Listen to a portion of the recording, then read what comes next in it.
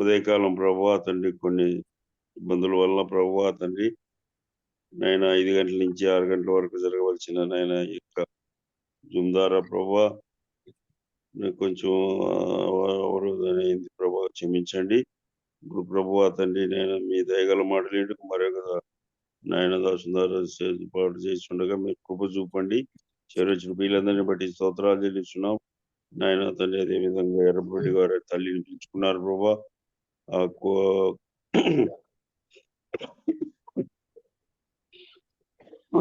కుటుంబానికి ఆదరణ దయచేయండి. భూస్థాపన కార్యక్రమంలో మీరే నడిపించమని నాయన దాసుడు బర్నబాస్ నాయన ఎంతవరకు నాయన రాత్రి 1 గంట వరకు ఉండి ఎక్కడ ఉండి తిరిగి వచ్చి నాయన తండ్రి లేట్ అయింది కనుక ఈ కార్యక్రమంలో మీరే నడిపించమని ద్వారా మీరే మహిమపొందమని మా రక్షకుడు మా విమోచకుడు సజీవుడైన యేసు శ్రేష్టమైన నామమున ప్రార్థించి వేడుకుంటున్నాం తండ్రి.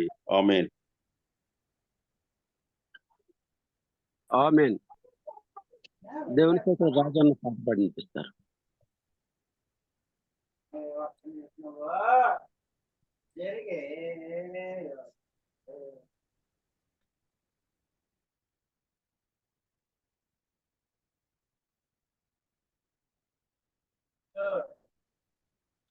రాజు అన్న అన్న పాడండి అన్న పాట. ఓకే అన్న ఓకేనా.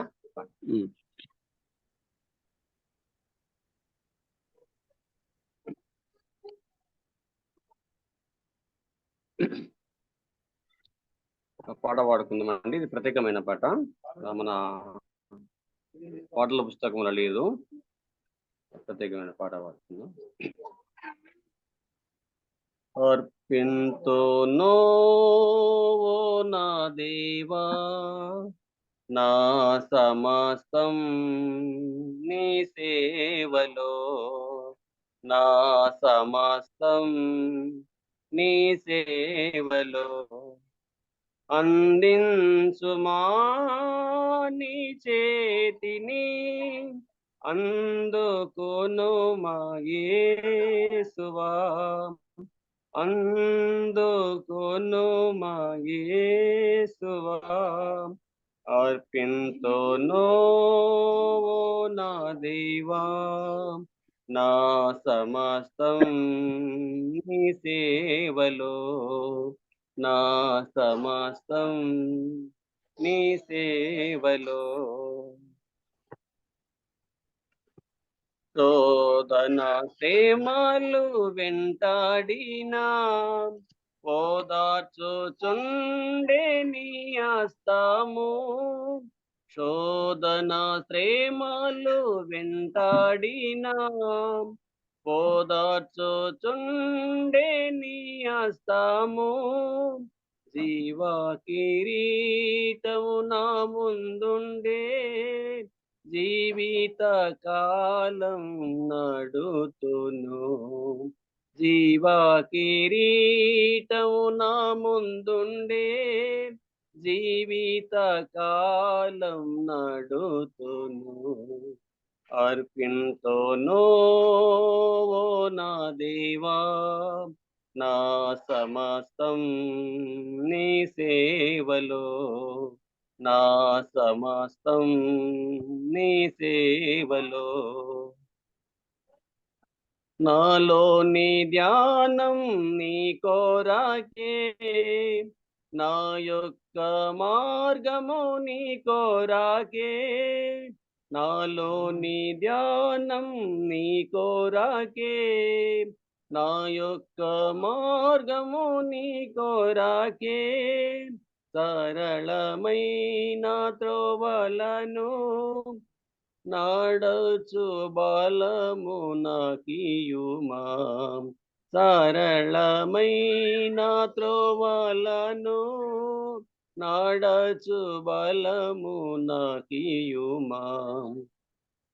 అర్పింతును నా దేవా నా సమస్తం నీ సేవలో, నా సమస్తం నీ సేవలో అందించుమా నీ చేతిని అందుకోను మా యేసువా, అందించుమా నీ చేతిని, అందుకోను మా యేసువా, అర్పింతోనో ఓ నా దేవా, నా సమస్తం నీ సేవలో, నా సమస్తం నీ సేవలో, నా సమస్తం నీ సేవలో. అన్న ఓకే బనవాస్ అన్న. పాట పాడిన రాజన్న గారికి ప్రభునామమున వందనాలు. వందనాలు అన్న. వాక్యం కొరకు ప్రార్థన చేద్దాం. శేఖర్ బాబు అన్న వాక్యం కొరకు వందనాలన్నా. వందనాలన్నా. ప్రార్థన చేసి సర్వశక్తి ప్రేమ కనికరం జాలి కృప దయగల తండ్రి మీకు స్తోత్రాలు ప్రభా. గడిచినవన్నీ మమ్మల్ని కాచి కాపాడుతండి. ఉదయకాల సమయంలో జూమ్ మీటింగ్ లో చేరి మేము స్తుతించి మయపరిచే భాగ్యాన్ని మాకు ఇచ్చిన అందరం బట్టి స్తోత్రాలు ప్రభా. ఇదిగో నాయన కొంత ఆలస్యమైనా కూడా తండ్రి తిరిగి మేమందరం కూడా నాయన కలుసుకునే భాగ్యాన్ని ఇచ్చిన తండ్రి అందరం బట్టి మీకు స్తోత్రాలు ప్రభా. ఇదిగో నాయన ఈ దినంలో నాయన ఈ దాసు నాయన తిమోతి అన్న గారు నాయన నిలబెట్టుకుని వాక్యం అందిస్తున్నారు తండ్రి. దేవుని సేవకులు నాయన మీరే ఉండి నడిపించండి. మా హృదయాలకు ఏ వాక్యం అవసరమో ఆ వాక్యం నాయన చెప్పుటకు నీ కృపను మరియు మీ జ్ఞానాన్ని దయచేయండి ప్రభా. అలాగే తండ్రి నాయన వింటున్నాము నాయన వాక్యాన్ని నాయన ఇదిగో తండ్రి మా హృదయం ఉంచుకొని వాక్యానుసారంగా జీవించే భాగ్యాన్ని మాకందరికి కూడా దయచేయమని, ఎటువంటి అంతరాయాలు జరగకుండా నాయన మీరే నెట్వర్క్ ఆదిని ఉంచుకోమని, ఆది నెట్వర్క్ మీరే నడిపించమని యేసుక్రీస్తు శ్రేష్టమైన నామములో అడిగి ప్రార్థించి వేడుకుంటున్నాము తండ్రి. ఆమేన్. ఆమేన్. ఆమేన్. మన మధ్యలో పెద్దలు ఆదినారాయణ అన్న గారు దేవుని వాక్యాన్ని అందిస్తారు. అన్నా రైట్, అందరికీ వందనాలు బ్రదర్. చేరవచ్చిన పరిశుద్ధులందరికీ ప్రభు నామమున వందనాలు. ఆలస్యంగా మరి ప్రారంభించుకుందాం కొన్ని కారణాల వల్ల. ఏదెట్లున్నా కొంత పైన కుంటుపడకుండా దేవుని వాక్య ధ్యానంలో ముందుకు సాగుదాం. పరిశుద్ధ గ్రంథము నుండి మత్తయి సువార్త 14వ అధ్యాయము యాక్చువల్గా 22 నుంచి 33 దాకా చదువుకోవాలా. ఇదంతా చదివిన భాగమే, మనకు తెలిసిన భాగమే కాబట్టి మనకు అవసరమైన మాటలు చూసుకొని కొద్ది నిమిషాల్లో మనము ముగించుకుందాము. మనకు అవసరమైన మాట మత్తయి సువార్త 14వ అధ్యాయం 30వ వచనం చదువుతాను. గాలిని చూచి భయపడి మునిగిపోసాగెను. ఇక్కడ రాత్రి జాములో శిష్యులు ఈ ధర నుంచి ఆ ధరకు చేరుతున్నారు. ఆ యొక్క తెప్పలో వెళ్తున్నారు. రాత్రి 4వ జామున అంటే తెల్లవారుజామున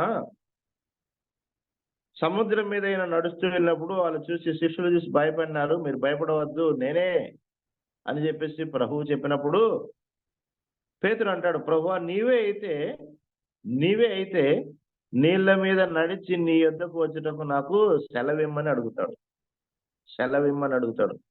రా అని చెప్పేసి ప్రభు అంటేనే పేతురు ప్రభు వైపు చూస్తూ నీళ్ళ మీద నడుస్తాడు. అప్పుడు ఎందుకంటే బాగా గాలి వస్తుంది, విపరీతమైన గాలి వేగంగా వీస్తుంది, తుఫాను మాదిరి వేగంగా వీస్తుంది కాబట్టి ప్రభు వైపు చూసినంతసేపు నడిచినాడు. గాలిని ఎప్పుడైతే చూచాడు అప్పుడు ఏమైపోయినాడు? అక్కడ 30వ వచనం చూసుకున్నట్టయితే గాలిని చూచి భయపడి మునిగిపోసాగాను. దేవుని వైపు చూస్తే మునిగిపోలేదు, నీళ్ళ మీద నడిచాడు. కానీ గాలి వైపు చూస్తే ఏమైపోయినాడు? మునిగిపోసాగాను.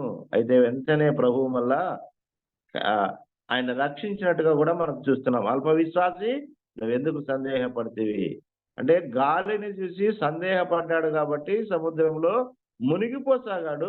వెంటనే ప్రభువు రక్షించాడు. కాబట్టి మన చూపుని గురించి ఇక్కడ మనం కొద్ది మాటలు ధ్యానించుకో.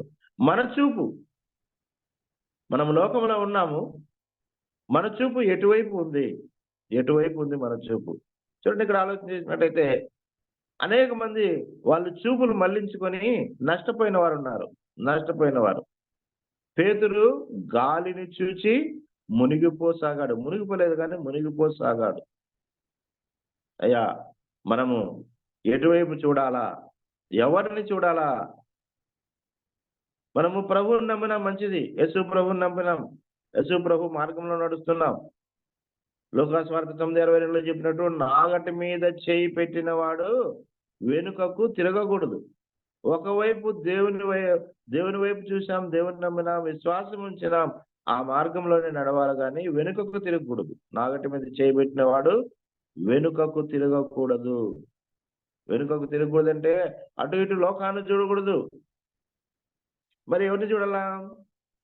హెబ్రీలు రాసిన పత్రిక 12వ అధ్యాయం మొదటి 2 వచనాలు చూసుకున్నట్లయితే, విశ్వాసమునకు కర్తయు దాన్ని కొనసాగించేవాడైనా యేసు వైపు చూచుచు మన ఎదుట ఉంచబడిన పందెములో ఓపికతో పరిగెత్తాలి అనే మాట అక్కడ ఉంది.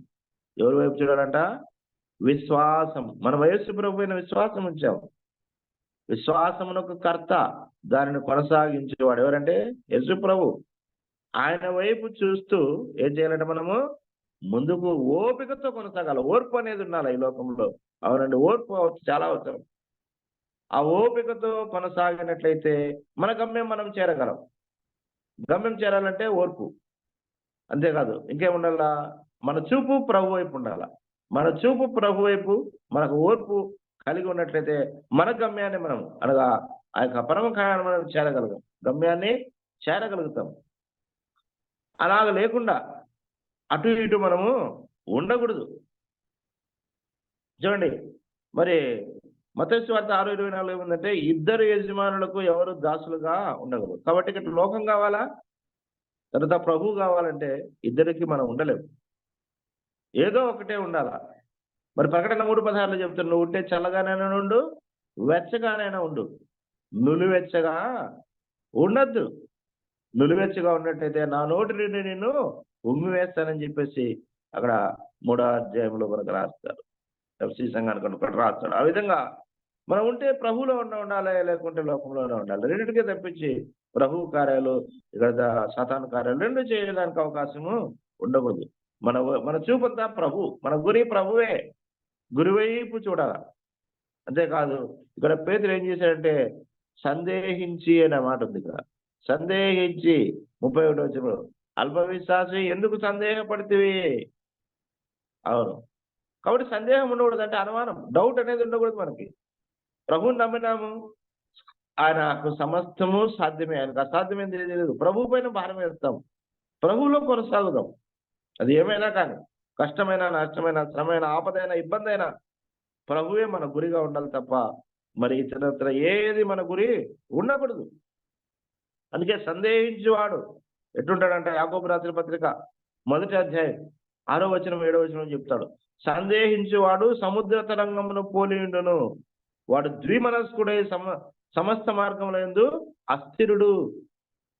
సముద్ర తరంగం ఏం చేస్తుంది? ముందుకు వస్తుంది, వెనక్కి పోతుంది. ఆటుపోటులు అంటారు, ముందుకు వెనక్కు, ముందుకు వెనక్కు, కానీ అది ఎక్కడికి అటు ముందుకు రాలేదు, పూర్తి వెనక్కు రాలేదు. ఆ విధంగా అటువంటి వారిని దేంతో పోలుస్తున్నాడంటే ద్విమనస్కుడు. రెండు మనస్సులు, ద్విమనస్కుడు కలిగి ఉంటాడు. కాబట్టి అలాగ మనం ఉండకూడదు, ద్విమనస్కత్వం ఉండకూడదు. మన ప్రభు ఒక్కడే, మన విశ్వాసం ఒక్కటే, మన దేవుడు ఒక్కడే. ఒకే మనస్సు, ఏక మనస్సుతో నీవు నేను ముందుకు సాగితే ఏమైనా సాధించగలదు. ఆనాడు పేతురు చెరసాలలో వేసినప్పుడు సంఘం ఏం చేసింది? ఏక మనస్సుతో, అత్యాసక్తితో వాళ్ళు ప్రార్థన చేశారు, సాధించారు. అపొస్తలుల కార్యములు 1వ అధ్యాయంలో కూడా వాళ్ళందరూ కూడా, శిష్యులందరూ కూడా ఆ యొక్క మేడగదిలో కూడుకొని ఏక మనస్సుతో ప్రార్థన చేశారు. కాబట్టి ఒకే మనస్సు, మన మనస్సు ప్రభువే పైన మన మనస్సు ఉండాలి తప్ప ద్విమనస్సు మనకి ఉండకూడదు. అందుకే మనస్తత్వం మనకి ఉండకూడదు. అందుకే అటువంటి మనస్సు ఉన్నట్లయితే యాకోబు పత్రికలో చెప్తారు 4:8లో, ద్విమనస్కులారా మీ హృదయములను పరిశుద్ధపరచుకొనుడి. అటువంటి ద్విమనస్తత్వం మనలో ఉన్నట్టయితే మనము తీసివేసుకుందాం, తొలగించుకొని ముందుకు సాగుదాం. అందుకే రాజులు ఆనాడు ఇజ్రాయేలు ప్రజలు కూడా దేవుడు వాళ్ళకు ముద్ర వేసుకున్నాడు, తన ప్రజలను ముద్ర వేసుకున్నాడు. వాళ్ళు కూడా దేవుని వదిలిపెట్టి ఏం చేశారు? దేవుణ్ణి వదిలిపెట్టి ఎక్కడ వెళ్ళారు వాళ్ళు? విగ్రహాల వైపు వెళ్ళారు. అన్ని పూజించేదానికి అన్యుల వైపు వాళ్ళు వెళ్ళారు. రాజుల మధ్య గ్రంథం 18 మనకు బాగా తెలుసు. అక్కడ మరి ఏలియా భక్తుడు ఏం చేశాడు? 18:20 వాళ్ళు అంటున్నారు, వాళ్ళందరినీ సమకూర్చి ఇశ్రాయేలు ప్రజలందరినీ, ఎన్నాళ్ళ మట్టుకు మీరు 2 తలంపుల మధ్య తడబడుచుంటారు. యెహోవా దేవుడైతే ఆయన్ను పూజించుడి, బయలు దేవుడైతే ఆయన్ను పూజించుడి. బయలు దేవత, వాళ్ళు బయలు దేవతను, అష్టారోత్ దేవతను పూజించారు అక్కడ. అందుకే ఎన్నాళ్ళు 2 తలంపుల మధ్య తడబడుతున్నారు. అటు పోలేరు ఇటు పోలేరు, తడబాటు. కాబట్టి మన జీవితంలో ఈ తడబాటు ఉండకూడదు, ద్విమనస్తత్వం ఉండకూడదు. మన గురి ప్రభువే మన గురి. అలాగా అక్కడ గొప్ప పరీక్ష మనకు తెలుసు. గొప్ప పరీక్ష పెడతారు, 2 ఎద్దులు తీసుకుంటాడు. అవును, యెహోవా దేవుడైతే ఆయన్ని పూజించండి, లేదా బయలు దేవత అయితే ఆమెను పూజించండి. అయ్యా, ఇటువంటి పరిస్థితి వద్దు అని చెప్పి ఆ పరీక్షలో మరి ఏలియా ప్రార్థన దేవుడు వింటాడు. ఆకాశం నుండి అగ్ని దిగి వచ్చి అక్కడ బుగ్గి చేసినట్టుగా ఆ మాంసాన్ని, తునకల్ని, ఆ కట్టెల్ని బుగ్గి చేసినట్టుగా మనం చూస్తున్నాం. అప్పుడు ప్రజలందరూ కూడా ఏం చేస్తారు? యెహోవాయే దేవుడు, మేము ఆయన్నే సేవిస్తామని చెప్పి ప్రజలందరూ ఒప్పుకుంటారు. అంటే వాళ్ళు ఉన్నట్టు ద్విమనస్తత్వం అక్కడ పోయింది. దేవుని వైపు వాళ్ళ మనస్సు మారింది. కాబట్టి అలాంటి మనస్సు, ఒకవేళ మనలో ఇంకా అలాంటి మరి మనస్సు ఉన్నట్టయితే ఆ మనస్సును మనం ఏం చేస్తాము? తొలగించుకొని మన గురి విశ్వాసమును కర్త, దాన్ని కొనసాగించేవాడైనా యేసు వైపు చూస్తాం. అవును, దేవుని వైపు చూస్తే మనం ముందుకు సాగుతాం తప్ప లోకం వైపు చూస్తే మనము పడిపోతాం. మన చూపు, మన మనస్సు ప్రభువే. అందుకే ఈ విధంగా చూసి నష్టపోయిన వారు కొంతమంది ఉన్నారు. వాళ్ళని కూడా మనం చూసుకుందాం. అవునండి, మత్తయి సువార్త 14:30 చూసుకుంటే, పేతురు గాలిని చూసి ఏం చేసినాడు? సముద్రంలో మునిగిపోసాగాడు. ఆదికాండం 18:26 అక్కడ లోతు, మనకు విషయం బాగా తెలుసు. లోతును చేయా, నువ్వు ఈ గ్రామాన్ని వదిలిపెట్టి వెళ్ళు, ఈ యొక్క సొదొమ గొమొర్రాని దేవుడు నాశనం చేస్తున్నాడు, నువ్వు నీ భార్య పిల్లల్ని పిలుచుకొని వెళ్ళు అని చెప్పేసి వెళ్ళలేదు. అయితే వాళ్ళే దూతలే ఆయన చేయబట్టుకొని, భార్య పిల్లలు చేయబట్టుకొని గట్టిగా లాక్కొని వెళ్ళిపోయినారు. అయితే మీరు పోయేటప్పుడు వెనక్కి తిరిగి చూడకూడదు అన్నారు. వెనుక తిరిగి చూడకూడదు. ఆ విధంగా మరి లోతును తీసుకొని పోయేటప్పుడు తన ఆ భార్య ఏం చేసింది? ఆ ఇంటి పైన, ఆస్తి పైన మమకారంతో వెనుకకు తిరిగి చూసింది. వెనుకకు తిరిగి చూస్తానే ఏమైపోయిందైనా ఆమె ఉప్పు స్తంభమైనట్టుగా మనం చూస్తున్నాం. కాబట్టి అయ్యా అమ్మ, దేవుని ఆజ్ఞకు మనం లోబడాలా, ఆయన వైపే మనం చూడాలా. వెనుకకు చూస్తే ఆ యొక్క లోతు భార్య ఉప్పు స్తంభమై నిలిచిపోయింది. కానీ వెనుకకు తిరగకుండా మన గురి ప్రభు అని చెప్పేసి ప్రభు వైపే మనం చూస్తే పోతే మనం అలాంటి స్థితి మనకు సంభవించదు. రాజుల 2వ గ్రంథం 5వ అధ్యాయంలో కూడా మరి ఎలీషా శిష్యుడు గెహాజీ ఉన్నాడు కదా, గెహాజీ. అవును, గెహాజీ ఏం చేశాడు? ఆ యొక్క నయమాన్, అక్కడ ఎలీషా దగ్గరకు నయమాన్ వచ్చినప్పుడు రోగం బాగా చేశాడు.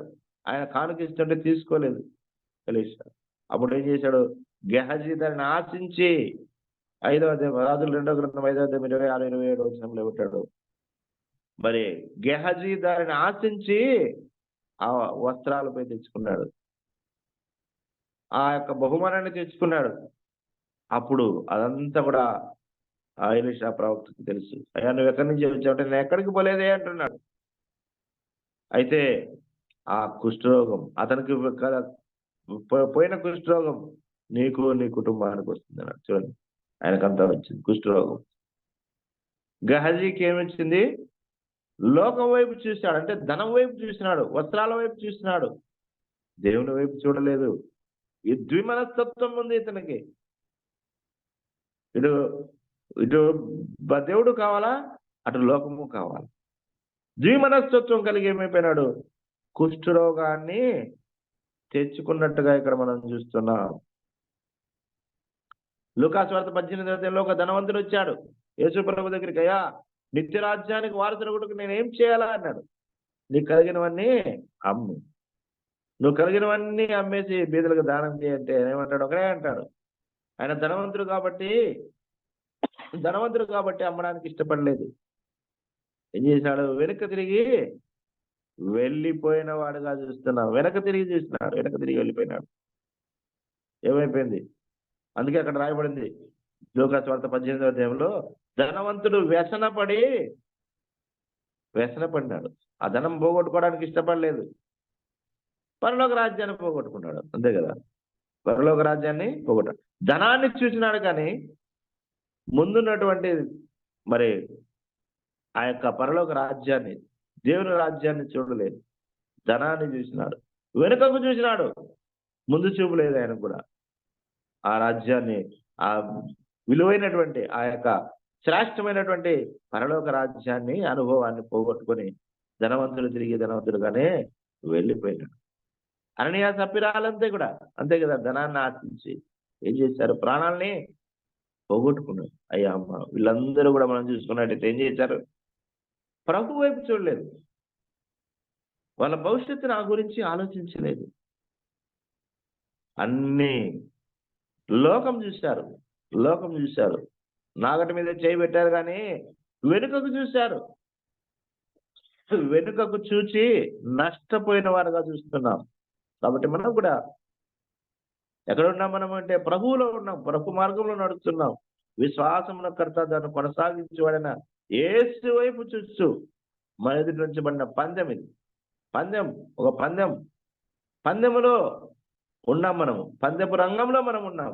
ఈ పందెపు రంగంలో మనం ఓడిపోకుండా ఉండాలంటే, విజయం పొందాలంటే, బహుమానం పొందాలంటే ఎవరి వైపు చూడాలంటే మన గురి ప్రభువే. విశ్వాసమున కర్తవ్యాన్ని కొనసాగించేవాడైన యేసు వైపు చూస్తూ మనం ముందుకు సాగాలి తప్ప లోక వైపు చూడకూడదు. అయ్యా అన్నాడు సంఖ్యాకాండంలో, మనం మోషే ప్రజలు నడిపిస్తున్నప్పుడు, ఇజ్రాయెల్ ప్రజలు నడిపిస్తున్నారు కదా, నడిపిస్తున్నప్పుడు వారు మోషే మీద దేవుని మీద సనిగి గొనిగినప్పుడు సర్పం కాటు వేయబడింది. సర్పం కాటు ద్వారా అనేక మంది, అక్కడ 1,000 మంది చేశారు.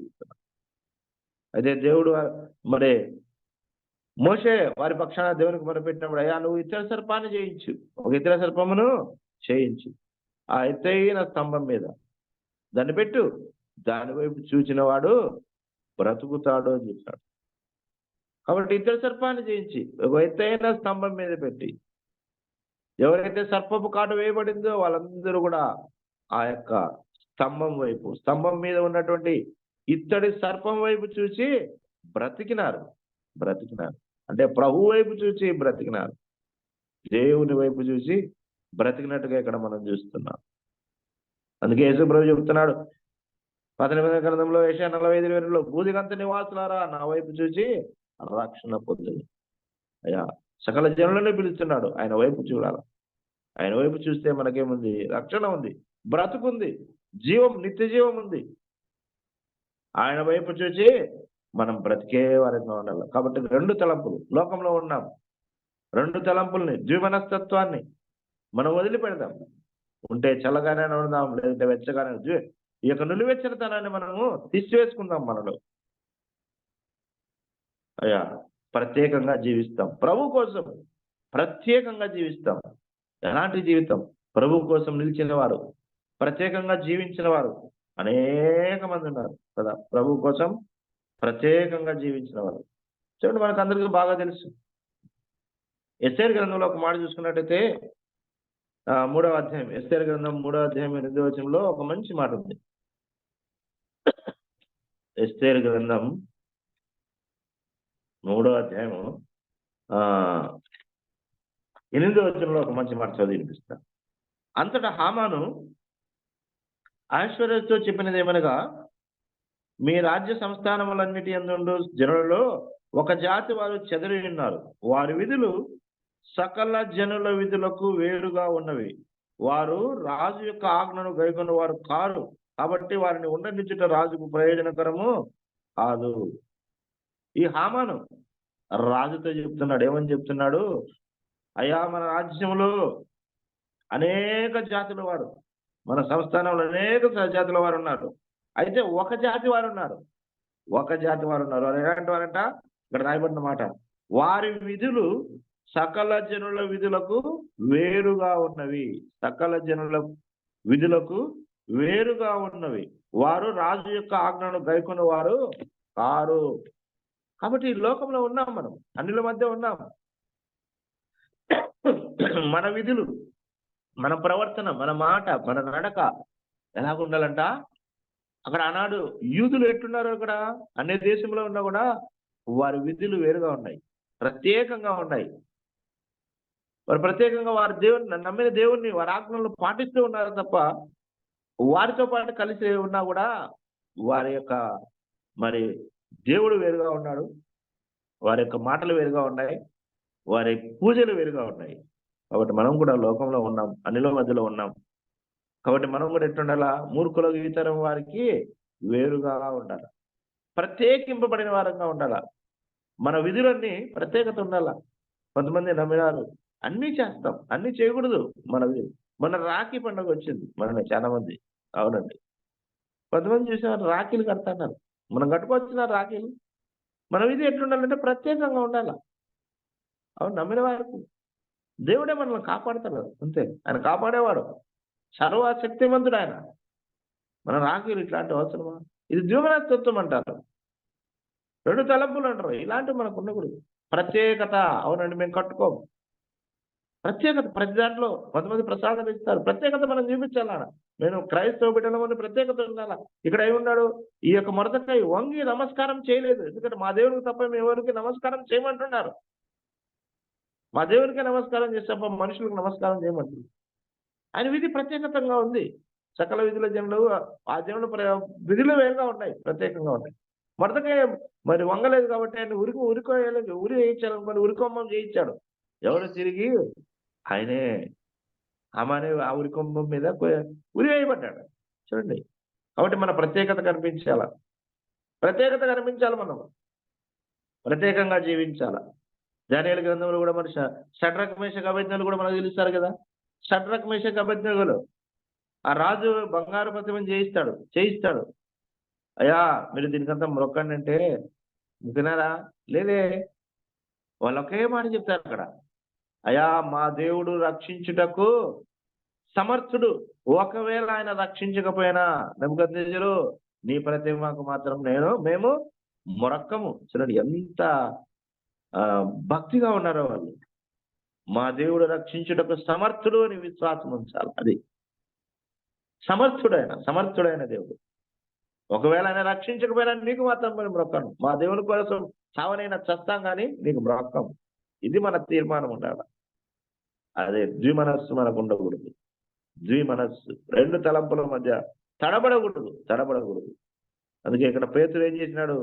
ద్విమనస్సు కూడా ఈ గాలిని చూసి భయపడినాడు, ప్రభువుని చూడలేదు. గాలిని చూసి మరి సందేహపడి మునిగిపోసాగాడు. కాబట్టి మనం లోకంలో ఉన్నాం, లోకం అనే సముద్రంలో మనం ఉన్నాం. ఈ సముద్రంలో, లోకంలో మనం ఎట్లా ఉండకూడదు? మునిగిపోయే వారముగా ఉండకూడదండి. తేలాల. ఈ సముద్రంలో తేలాలంటే ఏం చేయాలా? ప్రత్యేకంగా ఉండాలి, ప్రభు వైపు చూడాలి. మన గురి ప్రభువే. ప్రభు వైపు మనము చూడాలా, అంతే. చూస్తే నువ్వు బ్రతుకుతావు, చూస్తే నువ్వు నిలబడతావు, చూస్తే నువ్వు మునిగిపోవు. ప్రభువే మనకు ఆధారం, ప్రభువే మన గురి, ప్రభువే. అందుకే ఆ గురి అయినటువంటి ప్రభువునే మనం చూస్తాం, ప్రభు వైపే ముందుకు సాగుతాం. అందుకే ఇక్కడ మరి అయ్యా అమ్మ ఆ ఇత్తడి సర్పం వైపు చూసిన వాళ్ళంతా బ్రతికినారు. మన ఇత్తడి సర్పం ప్రభు అయిన క్రీస్తు యేసు ఆ కల్వరి శిలువలో నీ కోసం, నా కోసం, మనందరి కోసం శిక్షించబడ్డాడు, శిలువలో వేలాడి చేయబడ్డాడు. ఆయన వైపు చూస్తే మనకు రక్షణ, ఆయన నమ్మితే మనకు రక్షణ ఉంది. రక్షించబడిన మనం మన దేవుణ్ణే చూస్తూ ముందుకు సాగాల. అవును. కాబట్టి ఇలాగా ఒకే మన గురి ఒక్కటే, మన దేవుడు ఒక్కడే, దేవునికి నరులకు మధ్యవర్తి ఒక్కడే, ఆయన క్రీస్తు యేసును నరుడు. ఎవరో కాదు, ఆయనే మన దేవుడు. ఆయన వైపే మనం చూస్తాం, మన గురి ఆయనే. అలాంటి గురి పెట్టుకొని మనము ఏక మనస్సుతో ఏకాత్మతో మరి ఏక భావంతో ముందుకు సాగుదాం. ఒకే అవును. మన తండ్రి, మన కుమార, పరిశుద్ధాత్మ వీళ్ళందరూ కూడా త్రియేక దేవుడు, ఒకటే దేవుడు, ఒకే దేవుడు. మన గురి ఒకటే, మన విశ్వాసం ఒకటే, మన రక్షణ ఒకటే, మన దేవుడు ఒకటే, మన గురి ఒకటే. ఆయన వైపు చూసి ముందుకు సాగుదాం. అందుకే ఇక్కడ మరి పేతురు వలె మనము సందేహం వద్దు, అనుమానాలు వద్దు. మన జీవితంలో అనుమానం వద్దు. ఇది ఎట్లా అది ఎట్లా అనే అనుమానమే మనకొద్దు. బైబిల్లో ఏమి రాసినా, అది ఏమి ఉన్నా అది ఒకటే. అది ఏమి దేవుడు ఏమి చెప్పినా అది మనకు ఒకటే అని చెప్పేసి మనం నమ్మాలి. దేవుని వైపు మనం విశ్వాసం ఉంచాలి తప్ప మన సందేహాలు అవసరం లేదు. అవునండి. కాబట్టి ధైర్యంగా మనం ఉండాలి. ఇక్కడ శిష్యులు చెప్తాడు, ఏమని చెప్తాడంటే మత్తయి సువార్త 14:27లో ధైర్యం తెచ్చుకోండి, నేనే భయపడకుండా నేను వారికి చెప్పాను. కాబట్టి ఈ సముద్రంలో మనం సాగిపోతుండగా తుఫాను లాంటి శ్రమలు, అలల లాంటి శ్రమలు ఎన్నో వస్తాయి. మనకు ధైర్యంగా ఉండాలి. జడియకము భయపడకము, నేను నీకు తోడుగా ఉంటానంటాడు. యెహోషువ గ్రంథం 1వ అధ్యాయంలో యెహోషువకు చెప్తాడు, నువ్వు భయపడవద్దు, నేను నీకు తోడుగా ఉంటాను. భయపడాల్సిన అవసరం లేదు. లోకంలో సాగుతుండగా ఎన్నో మనకి భయాలు వస్తాయి, సమస్యలు వస్తాయి, ఇబ్బందులు వస్తాయి, ఇరుకులు వస్తాయి. వాటికన్నిటికీ మనం భయపడాల్సిన పని లేదు. ఎందుకంటే మనతో ప్రభు ఉన్నాడు. ఈ భయపడుకునే మాట గ్రంథంలో 366 సార్లు తన భక్తులు చెప్తారు. అంటే రోజుకు ఒక వాగ్దానం మనకి, భయపడవద్దు అని. భయపడవద్దు. మరి అటువంటి వాగ్దానాలు మనకు దేవుడు ఇచ్చింటుండగా మనం భయపడకుండా ధైర్యముతో కృపాసనం వద్దకు చేరుదాం. మన దేవుని యొద్దకు మనం చేరుదాం. అల్ప విశ్వాసం మనకొద్దు.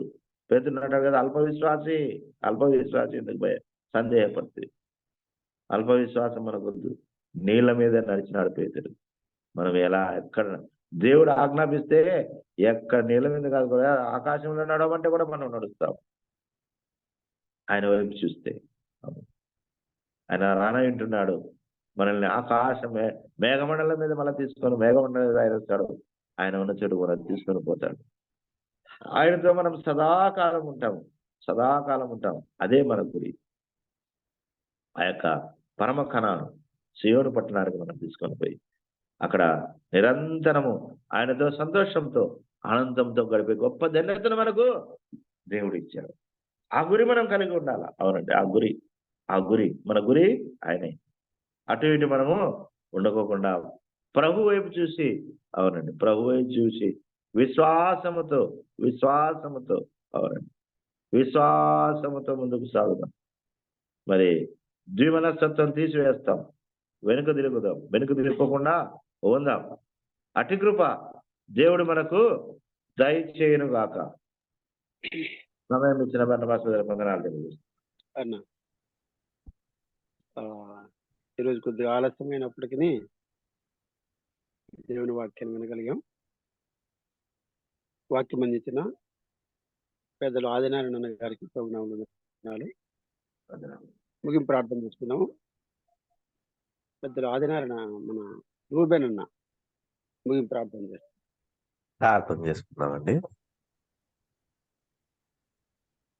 పరిశుద్ధుడు అయిన తండ్రి, ఉదయకాలమున నీ పాదాలు చెంత చేరి ఈ విధంగా ప్రభా జోములో ప్రార్థన చేస్తున్నగా తండ్రి, మీ దాసుని బలపరిచి శ్రేష్టమైన వాక్య భాగం ద్వారా తండ్రి మమ్మల్ని ప్రభా మీరు హెచ్చరించారు తండ్రి, మాకు బోధించారు. నీకు వేలాది వందనాలు, స్తోత్రాలు తండ్రి. మేము ఈ లోకంలో జీవిస్తుండగా తండ్రి, ఈ పరుగు పందెంలో, హైడిల్ రేసులో తండ్రి మేము తండ్రి దిమనస్కులుగా ఉండకుండా తండ్రి, ప్రభు వెనక తిరిగి చూసేవారంగా ఉండకుండా తండ్రి, ప్రభా మీ సహాయం మాకు అనుగ్రహించండి తండ్రి. చాలా మంది ప్రభా మాకు ఉదాహరణలు తండ్రి వెనక తీసి వేరైపోయినారు, దూరం అయిపోయినారు, ఉపస్తంభం అయిపోయినారు, లోకంలో కలిసిపోయినారు తండ్రి, అస్థిరులుగా ఉండిపోయినారు తండ్రి. మేమైతే అలా ఉండకుండా తండ్రి నిత్యము తండ్రి మాకు వాక్యము ద్వారా తండ్రి హెచ్చరిస్తున్నారు, మాకు బోధిస్తున్నారు, నడిపిస్తున్నారు. నీకు వందనాలు తండ్రి. ఈ లోకంలో ప్రభా మేము జీవిస్తున్నప్పుడు మీ వైపు చూసి తండ్రి పేతురు మునిగిపోసాగాను తండ్రి. ఈ లోకాన్ని ప్రభా చూసినప్పుడు మునిగిపోతాం తండ్రి. లోకం ఆకర్షిస్తుంది, లోకంలో మమ్మల్ని పిలుచుకుంటుంది తండ్రి. మీ అయినా యేసు వైపు చూచుచూ తండ్రి మీ కుమారుడే మన యేసుక్రీస్తు వారి వైపు చూచుచూ తండ్రి మీ ముందు సడన్గా మాకు సహాయం దయచేయండి ఆయన. జూమ్ కార్యక్రమాన్ని తండ్రి కొంత ఆలస్యమైన తండ్రి జరిగించడానికి మాకు సహాయం చేశారు. నీకు వందనాలు. జూలో వచ్చిన వారందరినీ తండ్రి, రాలేని వారిని కూడా తండ్రి జ్ఞాపం చేసుకోమని ఉదయ కాలమున తండ్రి మీ పాదాల చెంత వేడుకొనచ్చు ప్రభు అని యేసుక్రీస్తు వారి పరిశుద్ధ ప్రశస్తమైన నామములో ప్రార్థన చేసి అడిగి వేడుకొనుచున్నాము తండ్రి. ఆమేన్. ఆమేన్. వందనాలన్నా. వందనాలు brother, అందరికి వందనాలు. వందనాలు. రాజు గారు